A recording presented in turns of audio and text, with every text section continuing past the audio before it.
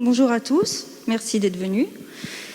Donc pour commencer, je me suis cantonnée uniquement aux maisons urbaines parce que j'aurais pu vous parler aussi des villas et des fermes, mais là la masse de données était beaucoup trop importante et je pense que j'aurais pu vous parler pendant 3 ou 4 heures. Donc on va s'arrêter à la maison urbaine.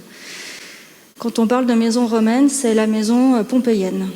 Donc je vais commencer par vous présenter la maison pompéienne, après la maison gauloise, et après je vous montrerai ce qui se passe vraiment en Gaule et voir tout ce qu'on peut en tirer.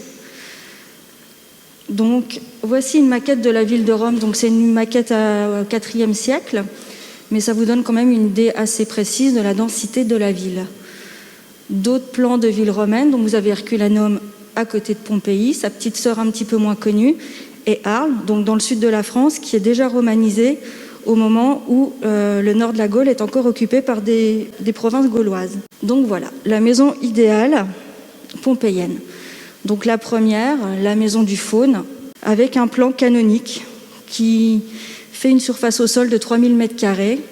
Vous voyez un vestibule d'entrée qui donne sur un atrium, une pièce de réception, un tablinum et un péristyle. Donc vous avez une vue dès qu'on rentre dans la maison qui permet d'avoir une vision d'ensemble, d'appréhender tout l'intérieur de la maison qui était richement décoré. Je vais vous présenter quelques exemples pour vous montrer que c'est vraiment quelque chose qu'on retrouve dans toutes les grandes domus. Donc la maison du Ménandre, qui a un plan un tout petit peu plus complexe, mais toujours le même système. Donc l'entrée, l'atrium, une salle de réception qui donne sur le péristyle avec des décors vraiment très riches, et on voit avec cette restitution la complexité du plan et tous les espaces ouverts. Un autre exemple, la maison des Vétis, qui est très connue, donc avec des peintures murales très décorées qui nous ont permis de dater les maisons et des mosaïques. Donc ces maisons comportaient ou non des thermes privés, donc des thermes privés, mais ce n'est pas systématique dans toutes les maisons, puisque la tradition dans les villes romaines était d'aller aux thermes publics. On retrouvait aussi également des latrines. Donc ça, c'est une latrine d'une domus qui se trouvait à côté d'une cuisine. Et sinon, comme pour les bains, il y avait des latrines publiques. À côté de ces riches demeures décorées et très très vastes, on trouve des immeubles d'habitation qui comprenaient plusieurs appartements de taille variable. Là, c'est un exemple pris à Ostie, et vous avez le plan des différents appartements avec une restitution du bâtiment. À côté de ces maisons, on avait également des maisons plus confidentielles dont on entend nettement moins parler, les maisons des artisans et des commerçants essentiellement. Donc là, vous avez par exemple la maison neuve de l'îlot 1. Donc vous avez un couloir qui dessert plusieurs pièces, un couloir qui dessert 3 petites pièces et au fond, une arrière-cour. Dans cette arrière-cour, on a retrouvé une armoire qui était pleine de pots de pigments. On a également retrouvé au sol des éléments de terre cuite, par exemple, qui étaient destinés à être broyés afin de faire des pigments rouges. Donc c'est un atelier de peinture lié au travail de la peinture murale. Et cette maison qui se trouvait pas très loin, donc l'Insula 16, toujours à Pompéi, vous voyez 3 maisons qui ont chacune une couleur différente. Les pièces sur la rue, ici, étaient des ateliers. Et dans ces 3 maisons, on a retrouvé les restes de pots de pigments et des fresques qui étaient en train d'être refaites au moment de l'éruption. Donc on a les outils des peintres qui faisaient les peintures murales dans cette pièce-là, donc qui nous renseigne aussi sur le travail de la peinture murale. Et là, dans le même style de bâtiment, un atelier de potier où vous voyez ici, alors il faut me croire sur parole, un four de potier. On a également retrouvé dans ces maisons des éléments de terre pour faire les céramiques. Voilà quelques exemples d'artisanat découvert à Pompéi. Vous avez une boulangerie en haut à gauche, un four de potier, donc celui de la maison 29 qu'on vient de voir avant, une foulonnerie, donc qui était pour le traitement des vêtements, le lavage et le repassage des vêtements, et une auberge. Donc ça, c'est un peu la vision idéale de la maison romaine. Donc ça, c'est des rues qui desservaient ces maisons, donc des rues riches avec des portiques, ici, des trottoirs bien pavés, et des rues nettement moins accueillantes, attrayantes, pour les maisons des artisans. Donc voilà en résumé les éléments spécifiques de la maison romaine. Donc on trouve des murs en pierre et en briques, des briques d'adobe, du mortier, du béton et des tuiles. Une riche décoration, en tout cas dans les domus, des pièces de réception vraiment très représentatives, des locaux à vocation commerciale et artisanale, des hypocaustes, des bains et l'eau courante. Au même moment, en Gaule, on trouve des choses beaucoup plus ténues. Donc vous avez des plans de ville de Gaule. Donc en haut, vous avez Variscourt, qui se trouve près de Reims. Vous voyez des rues qui desservent aussi des parcelles, séparées par des palissades, avec des bâtiments rectangulaires, plus ou moins bien organisés. Ici, c'est le site du Titelberg au Luxembourg, avec des maisons aussi rectangulaires, mais qu'on ne voit pas très bien à l'image, avec une restitution là-bas à droite. Un autre exemple, donc là, c'est des maquettes. Donc vous voyez toujours des maisons rectangulaires entourées de palissades et desservies par des rues. Alors, ces maisons laissent nettement moins de traces que les maisons pompéiennes. Donc c'est ce à quoi nous sommes confrontés sur le terrain. Donc vous voyez ici des trous de poteaux, ici aussi, et là, alors c'est pas très visible, vous avez un bâtiment sur palissade. Donc ça, c'est les techniques de construction des maisons gauloises en bois, donc des poteaux plantés dans le sol, ou alors des murs faits avec des rondins, ou sur des poutres en bois avec des poteaux qui reliaient aussi le toit, qui supportaient la charpente. Donc les plans sont relativement simples, à 1, 2 ou 3 nefs, et ce qui délimite les nefs, c'est des poteaux installés au centre comme ça, en fonction de la taille du bâtiment voulu. Donc vous avez quelques restitutions. Là, vous avez aussi, vous voyez les toits très pentus. Donc les murs étaient construits soit en bois, soit en clayonnage de bois avec du torchis, comme les maisons à colombage actuelles. On avait également des poutres, voilà, c'est ce qu'on retrouve sur le terrain. Quelques restitutions des toitures. Donc pour les toitures, vous n'avez dans de très très rares cas des tuiles attestées dès le 1er siècle avant Jésus-Christ, mais dans la plupart des cas, vous avez des bardeaux ou de la chaume ou alors des écorces de bois. Bon, on trouve quand même si les bâtiments paraissent quand même nettement moins impressionnants, on retrouve des objets relativement intéressants. Donc une cave à Coran remplie d'amphores, donc le commerce du vin. Ça, c'est un moule pour faire des monnaies, des forces et des pesons pour le tissage. Ça, c'est un moule à fibules et vous avez quelques fibules et des fours de potier et de forge qui attestent la présence d'un artisanat. Quand on résume la maison gauloise, les matériaux de construction sont nettement moins variés. Donc la terre, le bois, le chaume. Les aménagements principaux sont des caves et des locaux à vocation commerciale et artisanale. Donc maintenant, ce qu'on trouve sur le terrain vraiment en France, pour l'époque romaine. Je vais vous présenter 3 cas vraiment pratiques qui permettra de voir l'évolution au cœur d'un même site. Donc vous avez Besançon, alors le plan de la ville romaine mais qui sort pas très très bien et en fait qui prend place dans la boucle du Doubs. Là, c'est le site de l'îlot Pasteur qui a été fouillé au début des années 2010 à Besançon, donc sur 4000 m², et vous voyez les plans de maisons qui ont été identifiés avec une installation qui commence au début du 1er siècle après Jésus-Christ et qui se termine au 4e siècle. Donc vous voyez que c'est quand même très très dense, et là vous voyez sur ces petites images les parcelles qui bougent finalement très très peu. Donc vous voyez, on a juste des murs en pierre, là c'est un niveau de sol, et donc on n'a pas de bâtiment en 3D comme on pouvait avoir pour Pompéi. Les murs étaient construits en pierre, étaient conservés jusqu'à 2,50 m de haut, ce qui est quand même assez exceptionnel, qu'on rencontre sur finalement très peu de sites. Quand on enlève ces murs, on retrouve derrière la stratigraphie. Donc en fait, comme je vous ai dit que l'image précédente, que les parcelles ne bougeaient pas beaucoup, en fait elles ne bougent pas, mais par contre les murs sont reconstruits. Donc là vous voyez par exemple un premier état de mur qui date de la fin du 1er siècle. Vous voyez de part et d'autre de ce mur les niveaux de sol qui fonctionnent avec. Vous voyez ensuite ici une couche de remblai et au-dessus, un autre mur d'un autre bâtiment, mais qui est construit vraiment au-dessus. Donc les limites du bâtiment restent vraiment les mêmes.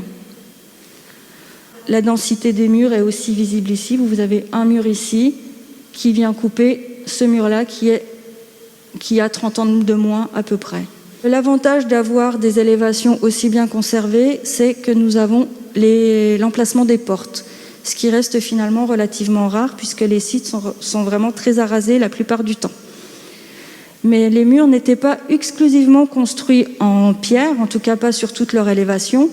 On a par exemple ici le cas de, vous avez le soubassement constitué d'un petit appareil de pierre, des petits blocs, et au-dessus des briques d'adobe, donc de terre crue, qui étaient empilées les unes sur les autres, et là vous avez la coupe d'une de ces briques. Donc c'est quand même quelque chose d'assez assez volumineux. Contre ces briques d'adobe ou alors sur les murs en pierre, on retrouve des enduits peints. Donc là, de la même façon, ça n'a rien à voir avec Pompéi. Ça se cantonne plutôt à des petits lambeaux de murs. Là, ça fait 40 cm de haut, ou alors à des choses comme ça, vraiment très très peu conservées. Mais dans la plupart des cas, on retrouve juste ça. Voilà, ça c'est aussi un mur, un reste de briques d'adobe, et on a juste une petite trace ici de mortier qu'on voit le long du mur, et qui est généralement très mal conservé et qui s'effrite dès qu'on le fouille. Donc on a juste une indication nous permettant de savoir qu'il y avait des enduits peints, mais on n'a pas plus de renseignements que ça. Le plus souvent, c'était des sols en terre battue, donc sur le terrain, ça donne vraiment pas grand-chose, on a du mal à les saisir parfois. Par contre, dans ces villes où on a des maisons beaucoup plus riches, on a des sols en mortier, donc des terrazzo. Donc là, vous avez 3 exemples de terrazzo, et qui sont le plus souvent blancs ou rosés. Donc c'est des mortiers de tuileaux, donc c'est de la tuile concassée qui donne une couleur rose. Et là, vous avez un terrazzo, donc il faut me croire parce que ça ne se voit pas beaucoup à l'image. Là, vous voyez 4 petits points noirs, vous en voyez un petit peu ici.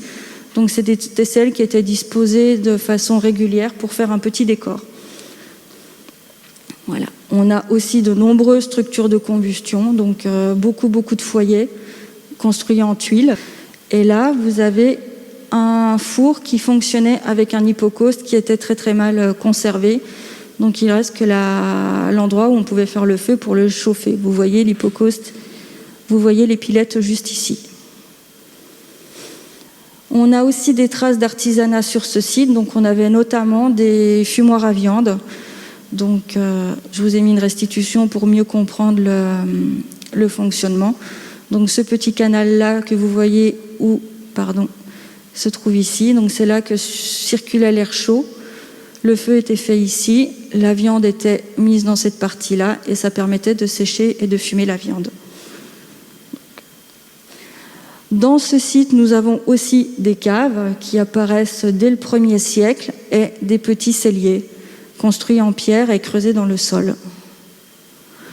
Ces caves ont le principal avantage pour nous de piéger du mobilier, souvent. Donc là, par exemple, vous voyez, c'est noir et orange, donc c'est un plancher qui a brûlé, qui s'est effondré, le plancher qui recouvrait la cave qui a brûlé, qui s'est effondré, et on a du mobilier en place. Et vous avez, par exemple, des cruches qui sont quasiment complètes, un peu abîmées, mais dans un des angles de la cave. Ce site a aussi livré des éléments des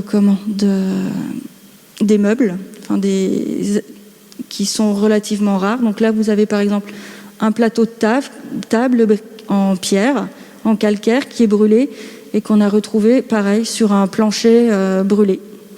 Donc il était au sol. Par contre, on n'a pas retrouvé le pied, donc il est possible qu'il ait été récupéré. Et on a également retrouvé un bassin en calcaire en place dans une arrière-cour. Donc on suppose qu'ils l'ont laissé en place parce qu'il était vraiment très très lourd et on a été obligé de le déplacer avec une pelle mécanique. Voilà, alors ça c'est des petits objets relativement mignons qu'on a trouvés sur le site. Ça c'est vraiment quelque chose d'exceptionnel. C'est un petit canif en ivoire qui fait une dizaine de centimètres de haut, donc qui est sculpté qui représente un gladiateur. Et là vous l'avez de côté et vous voyez encore la lame du canif qui était rentrée dans le manche du canif. Et on a aussi retrouvé par exemple une bague en or qui était posée sur la race d'un mur. Donc, avant la construction d'un autre mur au-dessus, on a pris ça comme un dépôt. Ils ont déposé cette bague sur le mur. Donc voilà un essai de restitution à partir de toutes les données collectées sur le terrain. Un architecte qui travaille à l'INRAP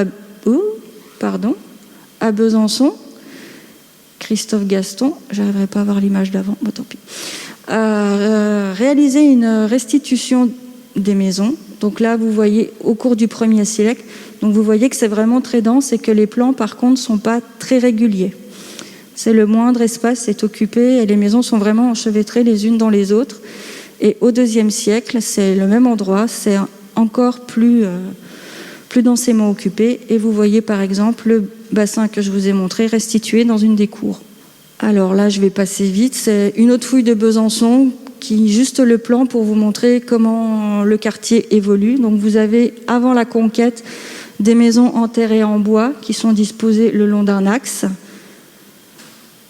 Après la conquête, le quartier se densifie un petit peu. Les bâtiments voient la pierre apparaître dans la construction et les maisons sont de plus en plus grosses.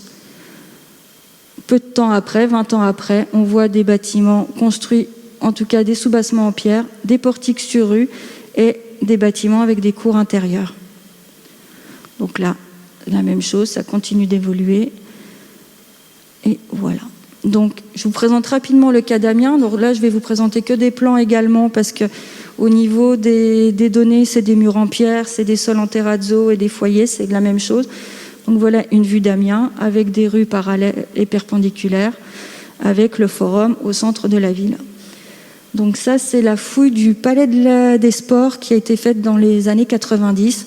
Donc vous voyez des murs en pierre, des caves avec des petits moellons aussi.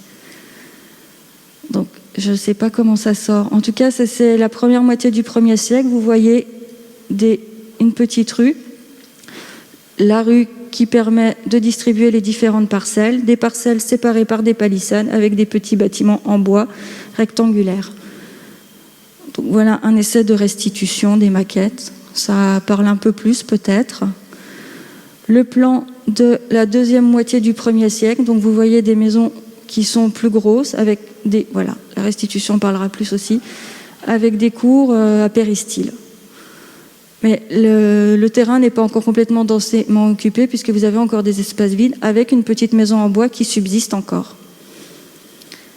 Et au début du 2e siècle, là, tout l'espace est occupé, donc vous avez une grosse domus qui vient s'installer dans l'espace vide.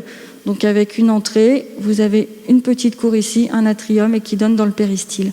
Et vous avez des petites cours à péristyle partout et un portique de façade.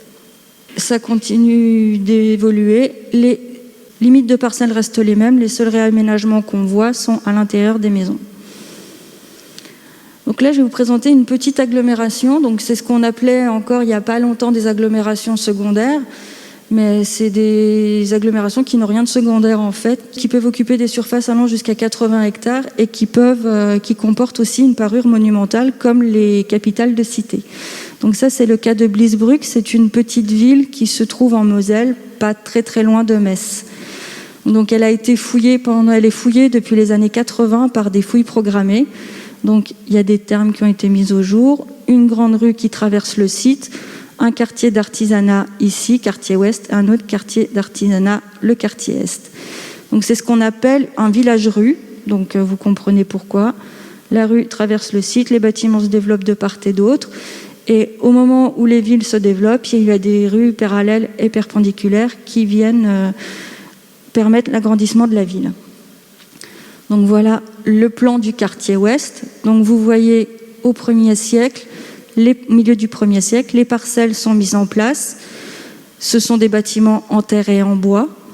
Dès la fin du 2e siècle, les bâtiments s'agrandissent et sont construits sur des fondations en pierre avec l'installation d'un portique de façade. Et au 3e siècle, les limites des bâtiments restent les mêmes, mais il y a des agrandissements vers l'arrière avec des pièces qui connaissent un certain confort, notamment tout ce qui est en bleu, ce sont des hypocauses, donc des pièces chauffées par le sol, ce qui dénote d'un certain prestige tout de même.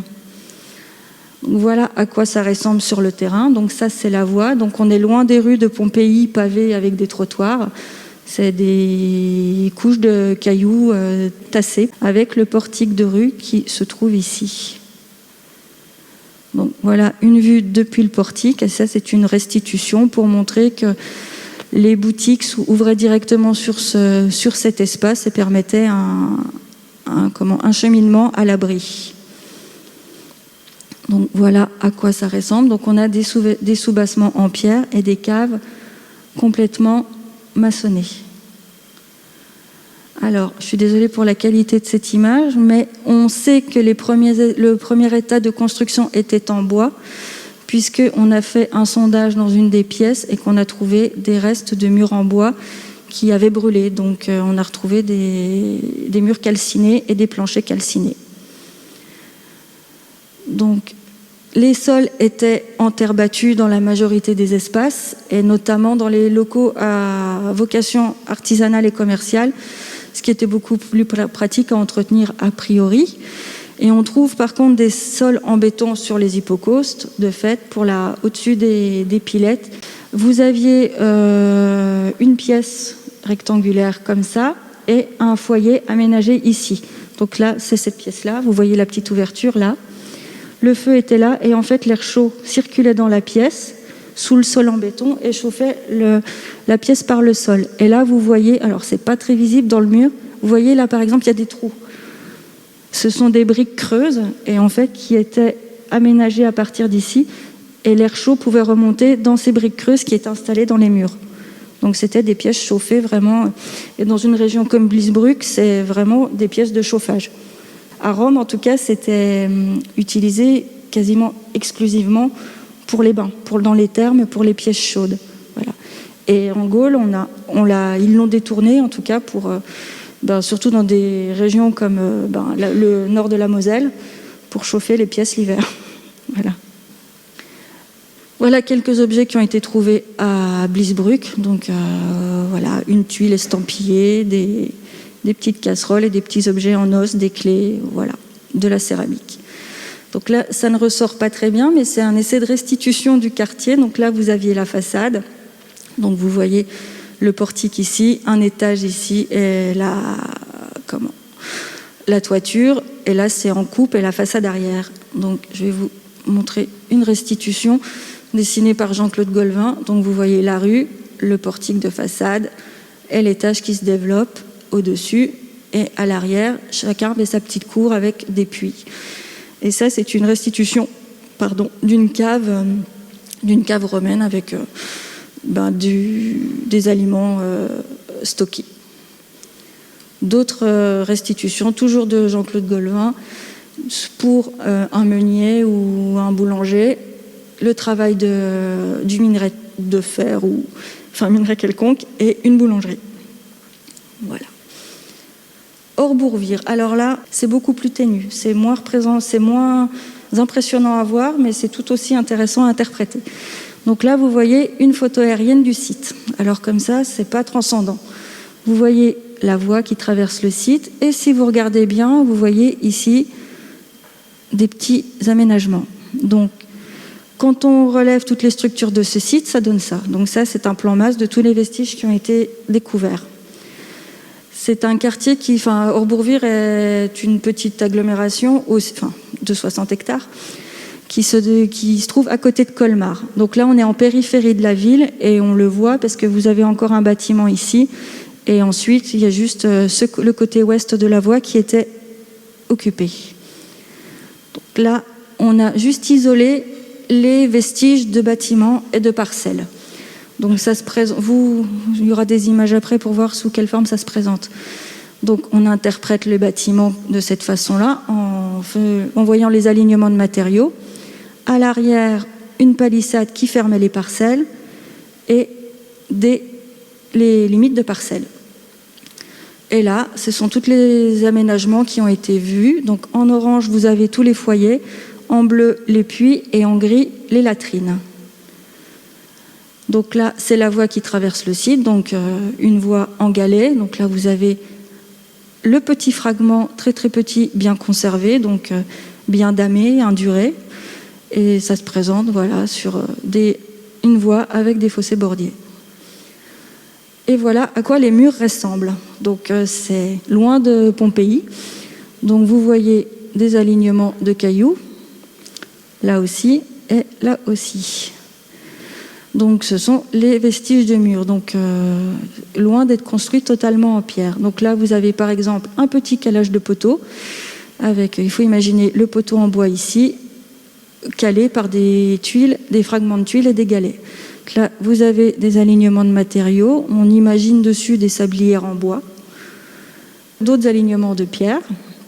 Donc là pour un support de poteau par exemple, et là pour poser une sablière basse. Ils sont variés quand même, ça reste de l'architecture légère mais très variée. Donc voilà. Et ça c'est le mur le mieux construit.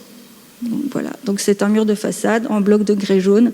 Et là les blocs étaient vraiment à touche-touche. Avec des fragments de meule aussi en réemploi comme base de poteau. Donc avec ces bâtiments on aurait bien aimé trouver des sols.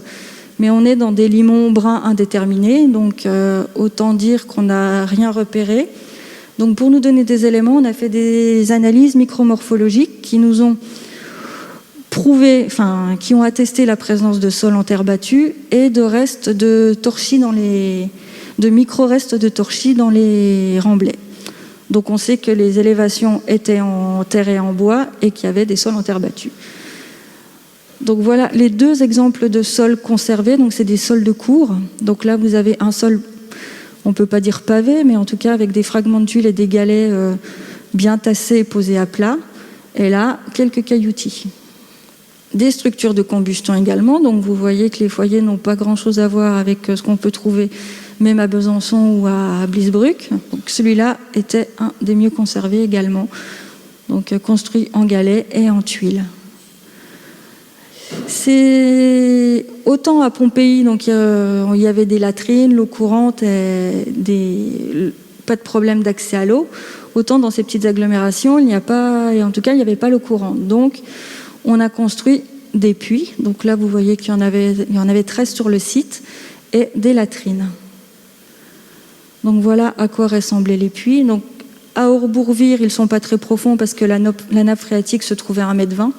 Donc ils sont vraiment... vous avez un cuvelage en pierre, donc circulaire, avec des blocs posés les uns sur les autres, sans liant. Et ils étaient installés sur un cadre en bois rectangulaire qui comportait 1 à 2 assises.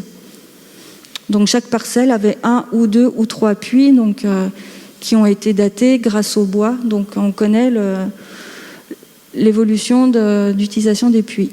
Et à l'arrière des parcelles, on avait dans chaque parcelle des latrines, donc qui se présentent sous la forme de fosses rectangulaires avec un cadre en bois qui était maintenu par des piquets, soit dans les angles, soit également le long des parois. Le fond de ces structures se trouvait au niveau de la nappe phréatique. On peut attester que ce sont des latrines puisqu'on a fait des analyses de parasitologie pour voir ce qui restait dedans. Et les résultats ont attesté, en tout cas, la présence d'excréments et de détritus. Donc, ce sont bien des latrines, donc, qui sont utilisées de façon relativement courte, pas plus de 50 ans, puisqu'il y en a de la même façon un certain nombre sur le site qui se succèdent les unes aux autres. Voilà, la façon dont on a aussi récupéré tout ce qui se trouvait dans les latrines. Donc, on a fait du tamisage sur place. Voilà. On a quand même trouvé du mobilier relativement intéressant sur la fouille. Donc, un dépôt d'outils agricoles, une petite pierre gravée. Alors, ce n'est pas de la grande sculpture, hein, mais on était très contents de la trouver quand même. Un cadenas. Alors là, c'est après restauration. On l'a bien entendu pas retrouvé dans cet état-là. Et une semelle de chaussures retrouvée au fond d'un puits conservé dans l'eau, en cuir. Voilà des évocations de l'habitat à Orbourvire. Donc avec les foyers posés au sol et petite cour arrière avec des puits et des espaces de jardin. Voilà. Alors je vais m'arrêter là sur les exemples parce que je pourrais vous présenter beaucoup de sites. Donc pour Beauvais, j'aurais bien voulu vous présenter des exemples de Beauvais, mais je n'ai pas eu le temps de chercher vraiment. Donc j'ai juste vu qu'il y avait une grosse fouille à Place du Jeu de Paume où ils avaient trouvé des habitats a priori intéressants. Là, c'est les fouilles du tram à Strasbourg où on a trouvé des bâtiments du 1er siècle en bois. Ça, c'est une autre maison découverte à Besançon. Donc ça, c'est la restitution. Hein. Ça se présentait aussi sous la forme de bases de murs en pierre. Voilà des autres exemples. Donc des exemples de caves creusées dans la terre. Elles étaient planchéiées sur tout le pourtour avec des poteaux en bois posés sur des blocs mortaisés, des hypocaustes, des parois en adobe, enfin là c'est à Metz, c'est le cas d'une paroi en adobe écroulée sur le sol, donc qui a pu être fouillée à plat. On a la même chose à Lausanne avec des domus et des murs en pierre. À Königshofen, encore une cave avec des blocs, ça c'est le fond de la cave, avec des blocs sur lesquels étaient installés les poteaux en bois, un hypocauste et encore des murs en pierre. Donc ça, allez, Alésia, qui est quand même connu, avec des caves en pierre et des élévations partiellement en terre et en bois. Et ça, c'est le site de Sainte-Colombe, près de Vienne, où il y a des grosses domus qui ont été trouvées avec des sols en béton. Donc, une fois qu'on a toutes ces données, on peut tirer une image de l'évolution de la ville romaine. Donc, on voit que les bâtiments continuent d'être construits en bois. Même si la pierre est un des premiers éléments qui est adopté par l'architecture gallo-romaine, elle est au départ utilisée uniquement de façon assez confidentielle en tant que solin. Donc les solins peuvent être posés à même le sol ou alors dans des petites tranchées.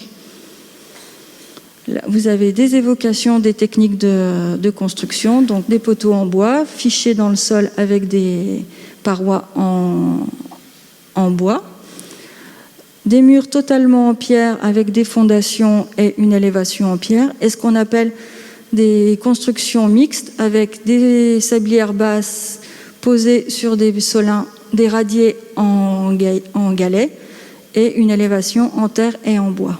En effet, souvent les murs ne sont conservés que sur 1 à 2 assises au maximum, et il n'est pas rare que seules subsistent les fondations ou alors les tranchées de fondation.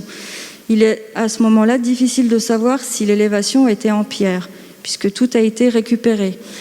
Et de plus, l'utilisation conjointe de la pierre et de la terre est largement démontrée. Donc il est vraiment difficile de savoir dans la grande majorité des cas si les élévations étaient totalement en pierre ou si on peut restituer des parois en bois pour les maisons. En tout cas, dès la fin du 1er siècle, la pierre est quasiment utilisée pour les fondations de façon systématique.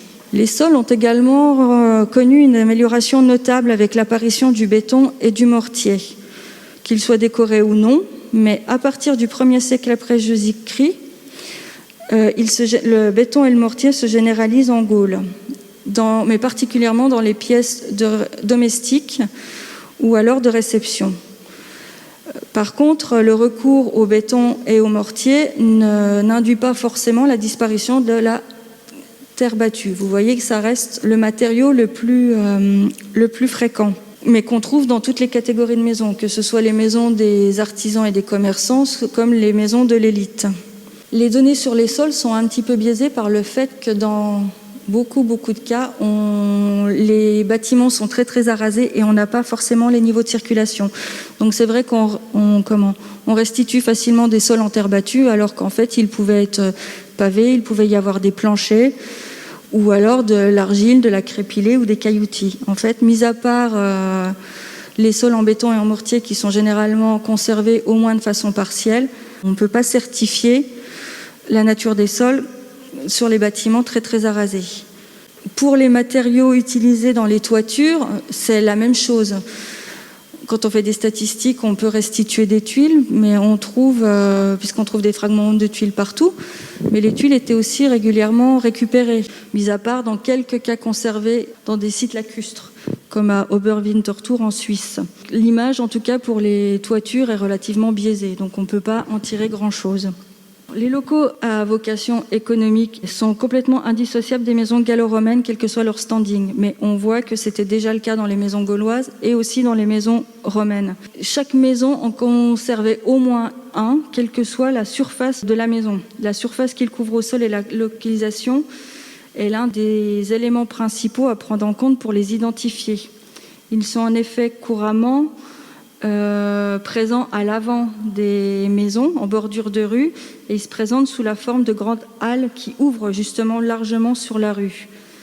Les activités qui s'y sont déroulées ont laissé des traces plus ou moins importantes. Vous voyez sur des sites comme Blisbruck ou Orbourvire qui sont complètement arasés, on a vraiment très très peu d'indices. Donc c'est vraiment le mobilier qu'on va trouver qui va nous donner des renseignements. On retrouve bien entendu des fours et des foyers caractéristiques du travail de la métallurgie ou de la céramique. Mais après, pour ceux qui sont liés à une activité alimentaire, mis à part les fours de boulanger, il est difficile de savoir si ce sont des fours domestiques ou des fours artisanaux. Et bien souvent, malheureusement, les structures ne nous sont pas parvenues. Donc, c'est le mobilier, donc par exemple la présence de scories ou de déchets de forge, de déchets de tabletterie par exemple aussi, qui peuvent nous donner des renseignements. Les caves sont un des éléments vraiment caractéristiques de la maison gallo-romaine. En effet, on en trouve très très peu dans les maisons romaines d'Italie, alors qu'à l'époque gauloise, il y avait déjà beaucoup de caves. On les trouve majoritairement, voire quasi exclusivement, dans les locaux à vocation domestique, souvent dans les petites agglomérations, et rarement dans les capitales de cité. Alors là, je me contredis puisque je vous présente le site de Reims, donc, qui était la capitale de cité des Rèmes. Et là, c'est vraiment un îlot qui était à vocation... Enfin, il y avait des ateliers partout et on voit qu'il y a des caves dans tous les appartements. À quelques exceptions près, ces sous-sols appartiennent donc tous à des habitations modestes. Leur position permet une bonne conservation de leur structure en sous-sol et de leur élévation, même si bien souvent il ne reste que pas ou peu de vestiges de la maison à laquelle ils appartenaient. Il y a des sites comme Molsheim en Alsace qui a été fouillé, où on sait qu'il y avait un village parce qu'on a retrouvé 25 caves sur le site. Par contre, on n'a aucune trace des bâtiments qui étaient au-dessus de ces caves. Donc on sait qu'il y avait une occupation, une petite ville, mais on ne peut pas du tout saisir l'organisation des bâtiments. Et les caves ont aussi, c'est ce que je vous montrais tout à l'heure, l'avantage de nous donner de renseignements intéressants sur les niveaux supérieurs, puisqu'on trouve donc des planchers, mais on peut trouver aussi, par exemple, des parois d'enduit-peint qui se sont effondrées dans les caves. Donc on peut retrouver aussi des murs d'adobe, des parois complètes peintes. Et ça, donc les caves, on en voit dès le début, vous voyez, dès le début de l'occupation du 1er siècle, il y a des caves dans les bâtiments qui se multiplient au fur et à mesure qu'on avance dans le temps. On va revenir sur les pièces chauffées par hypocauste. Donc elles sont vraiment facilement identifiables sur le terrain parce qu'il y a un foyer qui est très très rubéfié. On retrouve aussi des pilettes ou en tout cas des traces de pilettes et les sols en béton.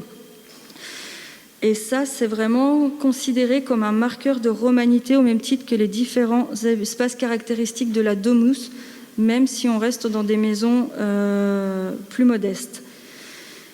Donc il présente la particularité, comme on l'a dit tout à l'heure, de servir pour des bains, soit d'être un chauffage pour le sol, donc avec une augmentation du confort des habitants. Et dans la majorité des cas étudiés, l'hypocauste est utilisé comme simple chauffage en Gaule. Il y a très très peu de bains privés dans quelques domus, c'est tout. Dans des pièces de réception également. Il y a dans quelques rares exemples isolés qui sont datés de la première moitié du 1er siècle, mais il faut généralement attendre le 2e siècle pour qu'ils se multiplient réellement. Mais toutes les habitations n'en comportent pas, donc ça dénote un certain standing. Sur 300 maisons étudiées, il n'y en a qu'un tiers qui disposait d'un hypocauste.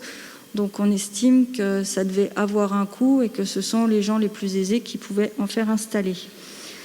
Ils sont mis immédiatement en place lors de la construction du bâtiment ou alors ils sont aménagés dans des pièces lors de réaménagement. Là, je ne sais pas si vous vous souvenez du plan de Bliesbruck, mais au départ, les bâtiments s'arrêtaient à ce niveau-là, et au IIIe siècle, les maisons sont agrandies, et là, on installe des hypocaustes et des caves dans chaque bâtiment. Non, presque tous les bâtiments. Donc, ils sont réellement dus à une volonté d'améliorer le confort de la maison. Donc, on revient sur la maison pompéienne, donc avec les pièces d'apparat qui sont vraiment un marqueur facile à reconnaître sur le terrain. Donc, notamment, l'atrium, il y en a très très peu en Gaule puisqu'il disparaît à la fin de la République, en Italie, les tablinums et les péristyles qu'on peut retrouver facilement. Donc, voilà quelques exemples de domus. Donc, ça, c'est une catégorie vraiment à part dans l'habitat urbain. On n'en trouve donc que dans les villes les plus riches, donc les capitales de cité. C'est vraiment un gros marqueur de romanité. Leur construction est régie par des schémas de circulation précis. Elles doivent avoir des espaces spécifiques indispensables. Les premières domus apparaissent dans la deuxième moitié du 1er siècle, donc relativement rapidement après le développement des villes romaines. Mais elles se développent surtout à partir du 2e siècle, tant par leur nombre que par leur taille. On peut avoir au cours du 1er siècle des maisons qui sont aux alentours de 400 ou 500 mètres carrés pour se retrouver, comme par exemple l'Insula 10 de Hoechst, que vous voyez là, ou celle de Cologne. Ce sont des maisons qui font 3000 mètres carrés, donc ce qui est une surface relativement importante. Donc, elles possèdent donc des éléments caractéristiques. Donc, vous voyez alors en jaune les systèmes d'entrée, voilà, qui sont centrales. Les atriums, donc vous voyez, là, il y en a un à Cologne, et il n'y en a que 4 ou 5 qui sont répertoriés pour toute la Gaule ou pour les Germanies. Ça, ce sont les pièces d'apparat, donc triclinium le plus souvent, ou oecus, et le péristyle. Donc, il y a un élément vraiment très, très important, donc des cours portiquées avec un petit jardin. Enfin, un grand jardin, pardon.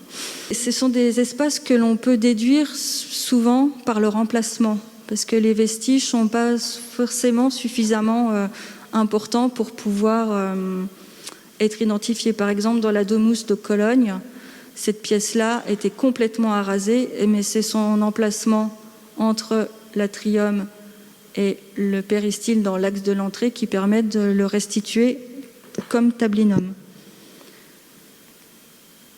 Donc voilà des restitutions de domus pour montrer les volumes. Donc ça, c'est celle qu'on a vue tout à l'heure avec une petite avancée, des portiques, des petits jardins, des bassins, donc des choses vraiment très très riches.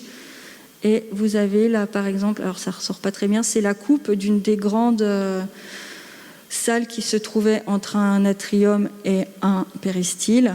Et c'est une salle qui faisait plus de 200 mètres carrés au sol, donc très très haute de plafond, avec un endroit surélevé et une très très riche décoration. On ne peut pas parler des maisons romaines sans parler de la rue et des trottoirs, parce que même si c'est le pouvoir politique qui décidait de la construction d'un portique, la construction et l'entretien revenaient aux habitants. On voit par exemple à Pompéi, devant le quartier ouest, il y avait un portique, et en fouillant, ils se sont aperçus que chaque portique était différent à l'avant d'une maison.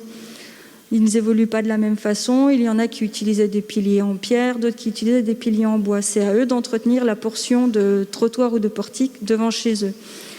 Et on voit que les rues ne sont pas vraiment fixes. On voit par exemple, là, c'est ce bout de rue ici, et la rue, au départ, est relativement large. Là, après, on empiète dessus, donc la rue est vraiment réduite. Elle est à nouveau un petit peu élargie quand les bâtiments sont reconstruits un peu plus en arrière, et elle repère encore de la surface quand les bâtiments commencent à se développer au début du IIe siècle. Alors, à partir du IIe siècle, comme on l'a vu tout à l'heure à Besançon, les limites de parcelles ne changent plus beaucoup, donc les choses se figent un petit peu. À partir de tous ces éléments, on a pu essayer de faire une typologie des plans de maisons rencontrés en Gaule. C'est tous les éléments chronologiques qui ont permis de créer cette typologie. Donc, on s'est basé sur la morphologie des maisons, donc la taille des plans, la taille des maisons, sur la surface qu'elle couvrait au sol, sur son organisation, sur les éléments caractéristiques sites tels que ceux vus dans les domus ou alors les caves et les ateliers, et sur la chronologie. Donc à partir de là, on a pu mettre en évidence 6 types. Les maisons de petite taille que vous voyez ici concernent des bâtiments dont la surface est inférieure à 50 mètres carrés. Donc tous les exemples de ce type-là présentaient des traces d'activité artisanale. Tous ces bâtiments de type 1 disparaissent à la fin du 1er siècle, ce qui tend à conforter l'idée que les surfaces habitées vont en augmentant à partir du 1er siècle. Le second type représente les maisons en bande. Donc c'est ce qu'on avait à Blisbruck, mais aussi à Orbourvire.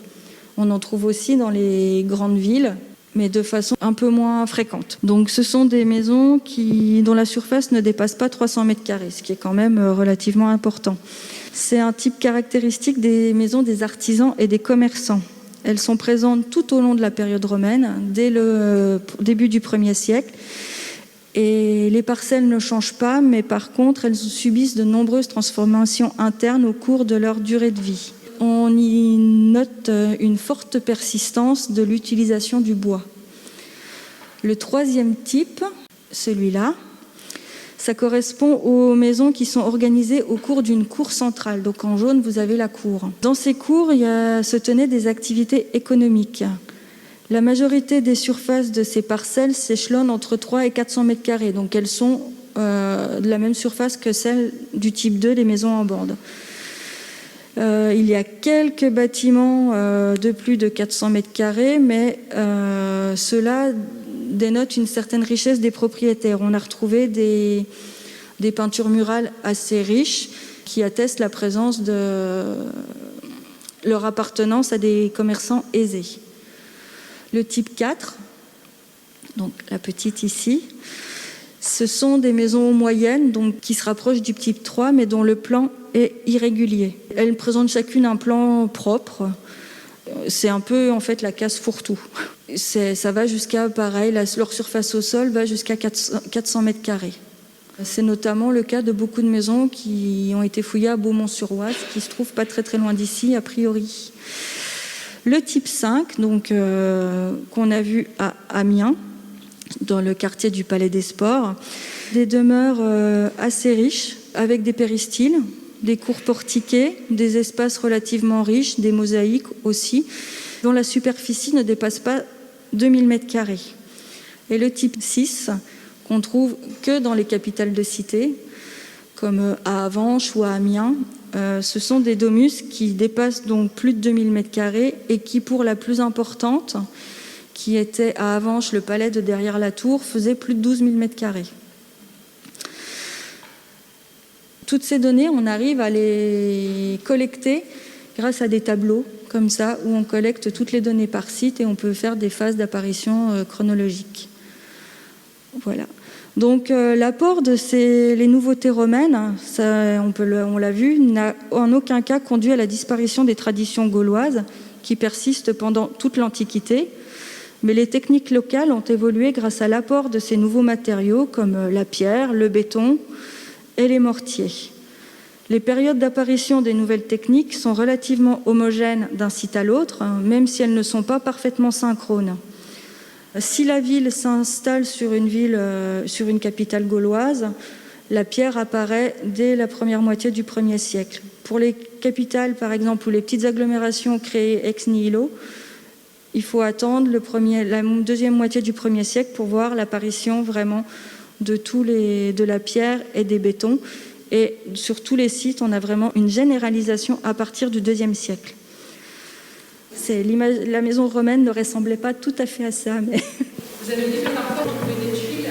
Oui. C'était assez rare. Oui. Alors la question, c'est dans quel cas on trouve les tuiles?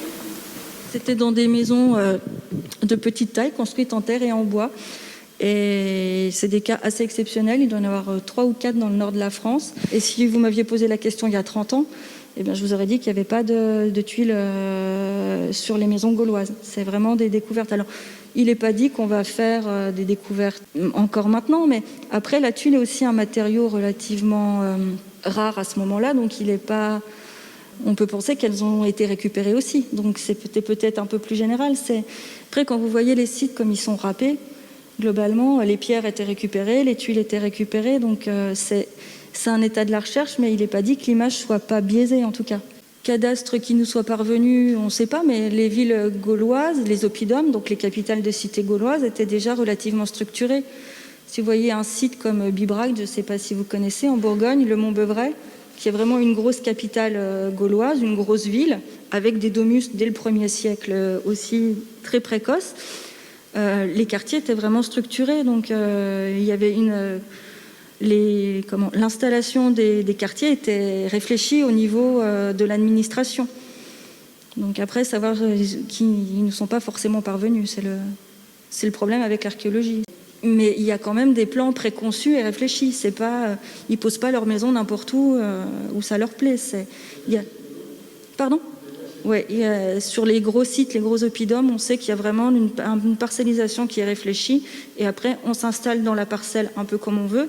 Mais en tout cas, il y a des limites dans lesquelles il faut s'installer. Dites, le béton, vous parlez de béton. Oui. C'est quel genre de béton? C'est pas le béton maintenant, quand même. Non, mais c'est des cailloux, de l'eau, du sable. C'est tout aussi costaud que ce qu'on fait maintenant. Je ne sais pas si vous connaissez le Panthéon à Rome. Vous avez entendu parler? Le Panthéon à Rome. La voûte est en béton. Oui. Donc c'est quelque chose qui tient bien et c'est vraiment... vous n'allez pas le casser à la pioche en tout cas. En plus, en dessous de 10 cm, ça ne les intéressait pas donc, pour les sols. Donc c'est vraiment quelque chose de très costaud qui n'a pas grand-chose à envier à notre béton actuel. Il n'est pas armé, c'est tout.